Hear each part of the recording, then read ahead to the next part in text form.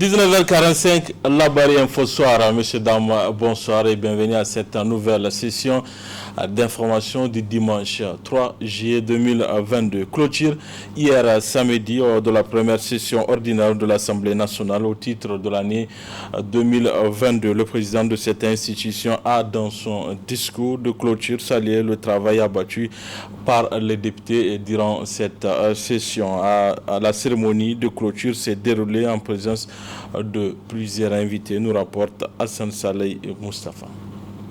Après 3 mois, soit 90 jours de travaux, les députés nationaux ont examiné et adopté une vingtaine de projets de ratification et d'importantes lois structurantes. Permettez-moi de saisir l'occasion du bilan législatif sommaire que je viens de faire pour rendre les hommages qu'ils méritent à l'ensemble des députés pour le sérieux dont ils ont fait montre lors de l'examen de tous les textes concernés en commission comme en plénière. Je me dois également de les remercier pour leur vote toujours responsable et dépassionné. À cet égard, je voudrais faire une mention spéciale au président des groupes parlementaires, dont les explications de vote m'ont toujours paru n'avoir d'autre motivation que l'intérêt supérieur de l'État. La représentation nationale s'est également acquittée d'un devoir, le contrôle de l'action gouvernementale.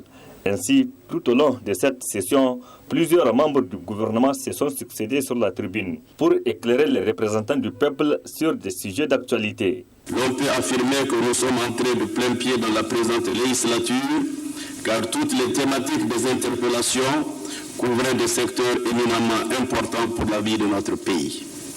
La première de ces thématiques fut celle se rapportant à la vie chère. Elle était tout à fait pertinente au sortir de la période de forte consommation qu'était le Ramadan et dans un contexte de soudure précoce. Le débat y relatif a été fort riche et pertinent. Il aura même débordé le cadre strict de la question posée pour s'intéresser aux problématiques essentielles de l'économie nationale. Cette première session ordinaire de l'Assemblée nationale prend fin à un moment où les Nigériens candidats au Hajj 2022 sont en train d'être acheminés à la Mecque. Le président de l'Assemblée nationale saisit l'occasion pour souhaiter un Hajj Moubrur à tous. Le président de l'Assemblée nationale a aussi imploré Dieu les miséricordes de descendre sa bénédiction et sa clémence sur le Niger. Seyni Oumarou a enfin souhaité un hivernage fécond et une paix durable au Niger. À la suite d'une réaction faite dans un groupe WhatsApp pour dénoncer l'irrégularité constatée autour de la distribution et de la vente à prix modéré des céréales, un membre de la coordination régionale TLP Maradi a fait l'objet d'une interpellation qui a assorti d'une peine d'emprisonnement de 3 mois avec sursis et 500 000 francs d'amende. C'est à quoi la coordination régionale n'est pas restée indifférente. Écoutons le coordinateur Yacouba Labo dans cet extrait. Ce qui s'est passé dans un groupe WhatsApp des ressortissants de la commune rurale de Ourafane, où le camarade de Mokhtar est membre du groupe et en même temps il est issu de la commune rurale de Ourafane. Suite à des échanges par rapport à la question des ventes à prix modéré des aliments bétail, notre camarade a dénoncé de la façon dont les collectivités ont eu à gérer ces opérations dans sa commune. Bon, le maire de la commune rurale de Ourafane, qui est membre aussi du groupe, il s'est senti diffamé. Il a apporté plainte contre notre camarade pour diffamation par voie électronique. Après le processus juridique, finalement, après 2 reports du procès, donc finalement notre camarade a été condamné à 3 mois de prison avec sursis plus une amende de 500 000. Il faut se rappeler, la coordination régionale Maradi a été mise en place en septembre 2019. Depuis l'arrivée du bureau, nous nous sommes dit qu'il faut aller dans les départements. Après le département, actuellement nous sommes dans 7 départements de la région de Maradi, et plus 10 coordinations communales. Voilà ce qui se passe. Nous, au niveau du tournoi de la page, nous avons fait le choix de faire le contrôle citoyen de l'action publique. Donc, tout ce qui est contrôle citoyen, nos membres se donnent les moyens vraiment pour voir clair, est-ce que ces opérations-là respectent la note de cadrage des ministères en question? Est-ce que le citoyen au nom duquel on fait ces opérations-là, est-ce qu'il bénéficie? Bon, ça, il faut que ce n'est pas sans conséquence. Surtout quand on sait que le travail de l'acteur de la société civile, ça ne c'est pas sans conséquence. C'est des gens qui sont plus forts, qui sont des autorités au niveau communal. Quand je reviens sur votre question, la situation géographique de Ourofane, c'est une commune rurale qui se trouve dans le département de Tessawa, région de Maradi.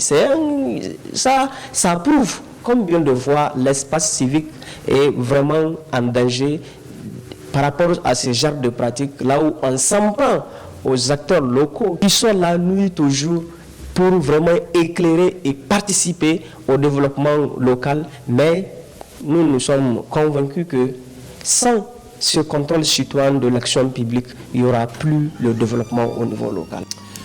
Le volet reportage de cette édition s'intéresse aux épices à l'approche de la fête de Tabaski. Les épices qui restent l'ingrédient pour la grillade de la viande le jour de la fête. C'est un reportage signé Areta Sala et Nasser.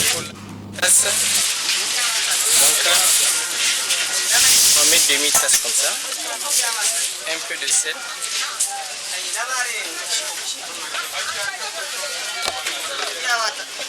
gingembre sec, un peu, sésame, un peu,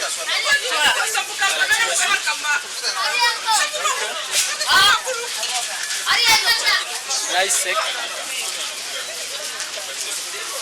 un peu, fausse muscade, un peu, coriandre, un peu, poivre noir, un peu, yajibi, un peu, et clou de girofle, un peu,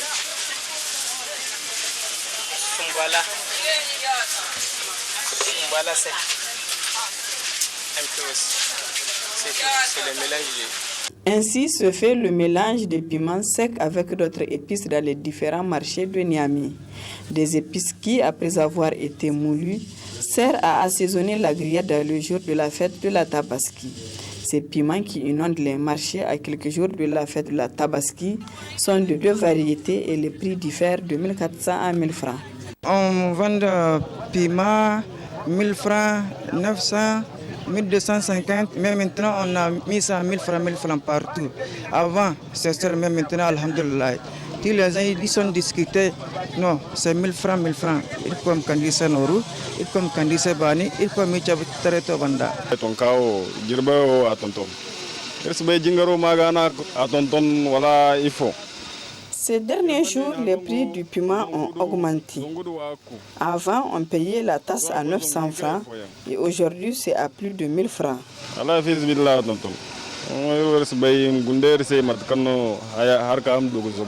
L'approche de la fête du Tabaski est une période des affaires pour les vendeurs de piments et autres épices et les propriétaires des machines à moudre.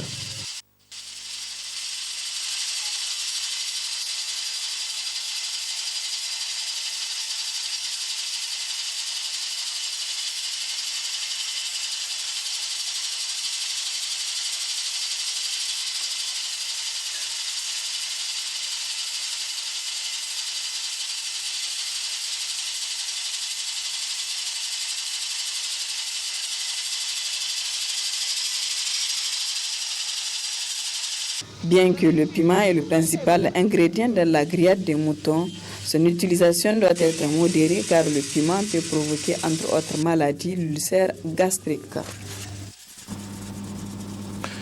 Séance de salubrité ce matin au cimetière musulman de Yantala. Cette initiative de l'association des anciens gardes victimes des conflits armés, veuves et orphelins de la garde nationale a vu la participation de nombreuses personnes. Ismaël Mouni, Sadodoumi. Rendre salubre notre dernier demeure, objet de cette mobilisation des hommes, femmes et enfants au cimetière musulman de Yantala. Nus de brouillettes, pelles et autres matériels, ces gens ont répondu suite à l'appel de l'association des anciens gardes victimes de conflits armés veuves orphelins de la garde nationale. Chaque année, notre association, on se mobilise pour venir une ou deux, trois fois selon le temps en tout cas, pour venir au cimetière nettoyer, parce que nous pensons que c'est la maison de tout le monde et que nous tous nous devons vraiment participer au nettoyage de nos maisons. Donc notre association d'abord c'est participation, solidarité. Donc à tout ce qui concerne les œuvres de solidarité ou les œuvres sociales, en gros, donc nous participons. Dans ces 10 derniers jours, avant la fête de Tabaski, il est conseillé aux fidèles de multiplier les bonnes actions, dont l'entretien des tombes en fait partie. D'où cet appel de l'association. Toute association doit participer à ça parce que c'est nos maisons. Tout le monde va venir ici. Si tu n'es pas enterré ici, tu vas être enterré quelque part, en tout cas sous la terre. Donc c'est pourquoi nous lançons un vivant appel à toutes les associations, à toutes les bonnes volontés, de venir, soit physiquement, parce qu'on peut venir physiquement, ou bien donner. Tout ça, c'est si le gars amène de l'eau ou bien quelque chose. En tout cas, le gars a déjà participé. Après avoir servi le Niger avec fierté et honneur au péril de leur vie, ces anciens bérets rouges se sont lancés dans les œuvres d'intérêt général, dont cette séance de salubrité au cimetière musulman de Ndala. Du sport dans cette édition, le club de taekwondo dénommé Tommy Club a créé en 2002 à 20 ans d'existence. À cette occasion, les responsables de ce club ont organisé une cérémonie de démonstration avec les autres disciplines sœurs. Cet anniversaire a vu la participation du ministre de la Jeunesse et du Sport. Le compte-rendu de cette cérémonie avec Hassan Saleh Mustafa et Ibrahim Abdou. Ce 20e anniversaire de Tommy Club de taekwondo, les responsables de ce club ont jugé utile de les fêter en famille. En effet, toutes les disciplines sœurs de la catégorie art martial ont été invitées pour livrer de beaux spectacles au public venu nombreux pour découvrir les talents. Parmi ce public, le ministre de la Jeunesse et des Sports qui a fait le déplacement pour soutenir les athlètes. Le taekwondo est un art martial coréen qui utilise les mains et les pieds pour repousser une attaque adverse. Le tai signifie coup de poing. Le kon signifie coup de pied et le do signifie la voix, l'esprit, la méthode. Le taekwondo est un sport par excellence, est un sport olympique par excellence au Niger, car ayant donné au Niger 2 de ses 3 médailles olympiques.